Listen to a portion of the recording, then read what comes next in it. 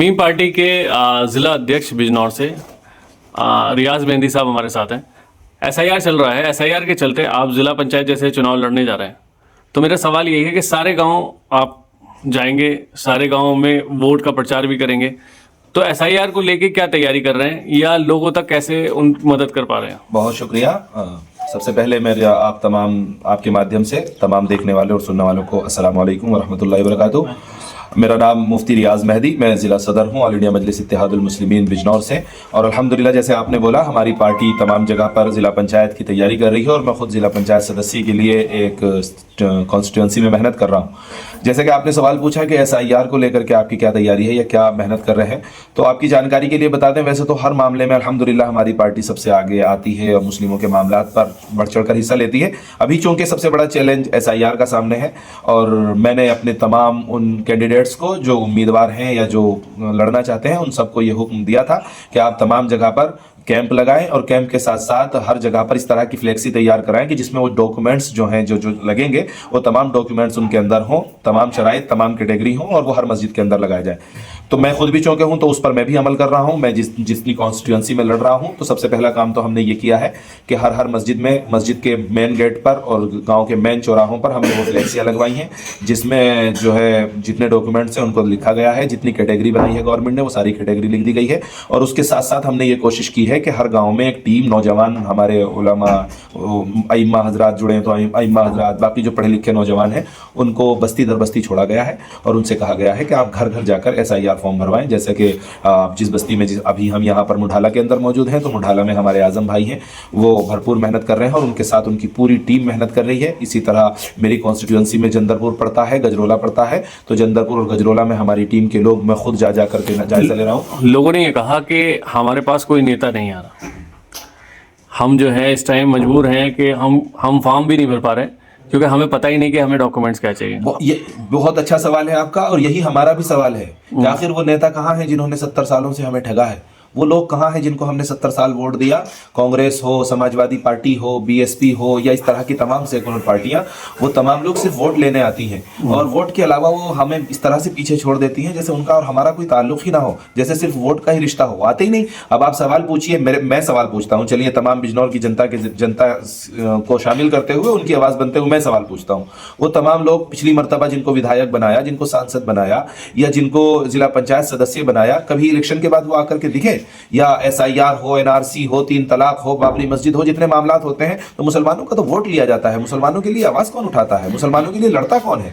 लड़ने के लिए हम हैं। हमारी टीम चूंकि बहुत, आपको मालूम है, नई पार्टी है, यूपी के अंदर संगठन भी बना रही है, मेहनत भी कर रही है। जिस हद तक जा सकेंगे जाएंगे, जिस घर तक पहुंच सकेंगे पहुंचेंगे और इंशाल्लाह कोशिश करेंगे कि एसआईआर में कोई घर ऐसा ना बचे जो एसआईआर ना भर सके। और जा रहे हैं। अगर बिहार की इलेक्शन की बात करें, लगातार चर्चा चल रही है कि ओवैसी साहब की जो पार्टी है उसके चलते ये इंडिया गठबंधन जो है वो हारा है। अगर वो साथ देते तो ऐसा नहीं होता। और जगह भी यही चर्चा चलती है कि जहाँ पे भी इलेक्शन होते हैं तो मीम पार्टी वहाँ पहुँचती है, वहाँ वोट काटती है और उसके बाद इस तरह की चर्चा लगातार चल रही है। इस पर क्या कहेंगे? बहुत अच्छा सवाल है आपका और बजा सवाल है।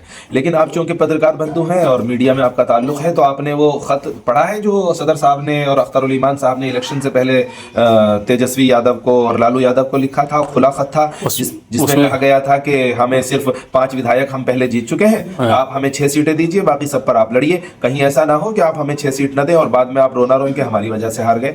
क्या हार गए?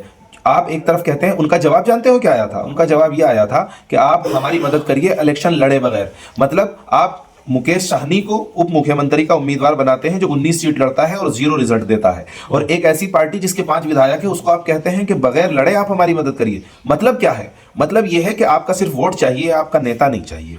आवाज उठाने वाला जो आपके लिए कॉलेज मांगे, स्कूल मांगे, यूनिवर्सिटी मांगे, इस तरह का नेता नहीं चाहिए। अगर नेता भी हम आपको, टिकट भी अगर हम आपको देंगे तो उस गुलाम को देंगे जो वो बोलेगा जो हम बुलाना चाहेंगे, हमारे खिलाफ कुछ नहीं बोलेगा।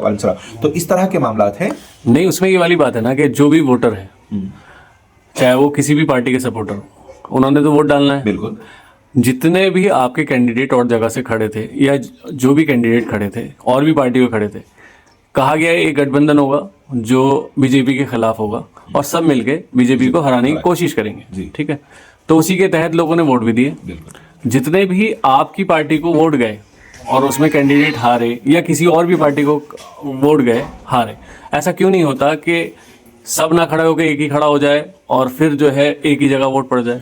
किस जगह खड़े हुए? मतलब जिस तरह कौन सी कहीं पार्टी के सिंबल से खड़े हुए? जी, इंडिया समाजवादी वालों को समझाएंगे आप, बीएसपी वालों को समझाएंगे आप, जी, जी, कांग्रेस वालों को समझाएंगे आप, किसको समझाएंगे? कांग्रेस मुसलमान को वोट देता, टिकट देता है, बीएसपी दे देती है, समाजवादी दे देती है, एक पार्टी हमारी है, एक झंडा हमारा है। अरे भाई, जिस तरह दलित को ये मालूम है कि वोट किसको करना है, उनको मालूम है कि हाथी को वोट करना है, वो नहीं बिखरता।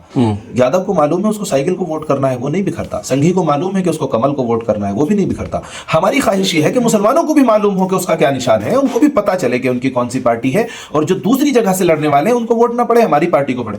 आपका जो दूसरा सवाल था, जो बीच में रह गया था कि बिहार में हारे, अब मैं आपको बताता हूं तकरीबन ये बात, हालांकि हमारे सदर साहब ने कहा है कि आप ये बात ना कहें, लेकिन कम से कम 4 सीटें इस तरह की हैं जहां कांग्रेस की वजह से हम हार गए। तो वहां पे जहां पे हम कांग्रेस की वजह से हार गए, तो क्या वहां पर आप कांग्रेस को बीजेपी की भी टीम कहेंगे? उससे बढ़कर बताता हूं, महाराष्ट्र में चुनाव हुआ, महाराष्ट्र में समाजवादी का क्या असर और रसूख है? आप पत्रकार हैं, आपको मालूम है कुछ भी नहीं है। हमारी 5 सीटें इस तरह की थी जहां पे हम 2000 वोटों से 1500 वोटों से हारे, और जानते हो वहां समाजवादी ने कितना वोट लिया? सिर्फ 5000, 4000, 5 सीटों पे समाजवादी ने हमें हराया, और सिर्फ इसलिए वहां पे कैंडिडेट दिया कि एआईएमआईएम ना जीते।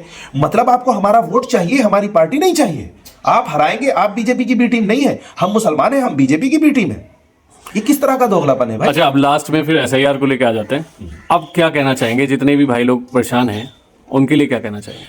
भाई, मेरा तमाम बिजनौर वासियों को और तमाम हिंदुस्तान वासियों को ये पैगाम है कि जितने भी लोग परेशान हैं, ऐसा नहीं है कि आपकी बस्ती में आपका जो प्रधान है, आप उस प्रधान के पास जाइए, इसलिए कि वो प्रधान जब वोट लेता है तो वो वोट लेते वक्त कहता है कि आपकी सारी परेशानियों में आपके साथ खड़ा होगा। उससे कहिए कि ये हमारे ऊपर परेशानी आई है, इसमें हमारा साथ निभाइए। जो आपके मेंबर हैं उनके पास जाइए, और मेरी खासतौर से उन पढ़े लिखे नौजवान लोगों से दरखास्त है जो इस चीज के बारे में जानते हैं कि वो पहले अपने घर में चेक करें कि अपने घर में सबका फॉर्म भरा गया है, नहीं भरा गया। फिर उसके बाद अपने खानदान में देखें कि सबका भर दिया गया है कि नहीं भर दिया गया। फिर वो अपने महल्ले में देखें सबका भर दिया गया है कि नहीं भरा गया, और एक एक घर में जाएं, दरवाजा खटखटाएं। इसमें नहीं होना, और ये मैं आपके वास्ते से कह रहा हूं तमाम नौजवानों को, मैं दावे के साथ ये बात कह रहा हूं कि अगर आपने एसआईआर पर सही तरह अमल कर लिया तो हर विधानसभा में आपका 15 से 20 हजार वोट बढ़ेगा, घटेगा नहीं, अगर आपने इसमें सही तरह से काम। अच्छा, पार्टियों के द्वारा डराया जा रहा है कि अगर तुमने इसमें एसआईआर में चूक कर दी तो तुम्हें यहाँ से निकाल दिया जाएगा। ये डराने वाली बात नहीं है। हाँ। ये है कि इसमें चूंकि वोट का शहरी वो होता है जिसको वोट का हक होता है। तो बिहार का मामला हमारे सामने है, एसआईआर के जरिए आप सब जानते हैं कितने वोट काटे गए हैं।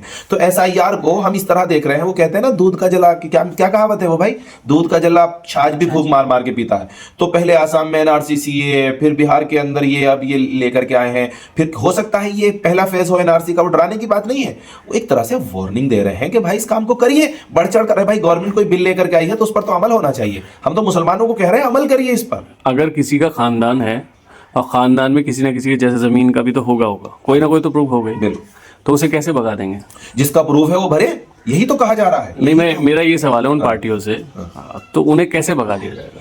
मुसलमानों से सिर्फ हम पैगाम देना चाहते हैं मुसलमानों को कि आप घबराइए नहीं, इतना मुश्किल नहीं है ये कि आप भर ना सके।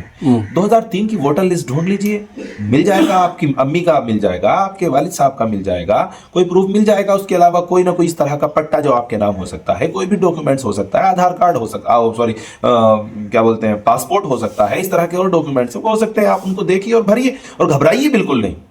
मेहनत से काम करिए, पूरी ईमानदारी से काम करिए, इंशाल्लाह इसमें आप सुरखरू होंगे, कामयाब होंगे। निकालने वाली बात कोई नहीं है। नहीं, कोई ऐसा मसला नहीं। जो पार्टी इस जो फैला रही है उसको क्या कहना चाहेंगे? मैं ये कहना चाहूंगा कि उनको ये बताना चाहिए कि इसके बाद एक और फेज शुरू होगा। वो ये होगा कि अदालतों में चैलेंज किया जाएगा, इन मामलात को अदालतों में चैलेंज किया जाएगा जब फॉर्म भरे जाएंगे। लेकिन अगर अदालत जिस तरह बाबरी मस्जिद पे, जिस तरह और तमाम मामलात पे हमारे खिलाफ फैसले आ जाते हैं, कहीं इस पर हमारे खिलाफ फैसला आ गया तो इसलिए डरने की तो जरूरत नहीं है, लेकिन तैयारी करने की जरूरत है, मेहनत करने की जरूरत है बस। तो आप देख सकते हैं चर्चा सीधी सीधी, साफ साफ सवाल। तो मैं शुक्रिया अदा करूंगा कि उन्होंने टाइम दिया। मैं मोहम्मद फराज, केतपुर न्यूज़।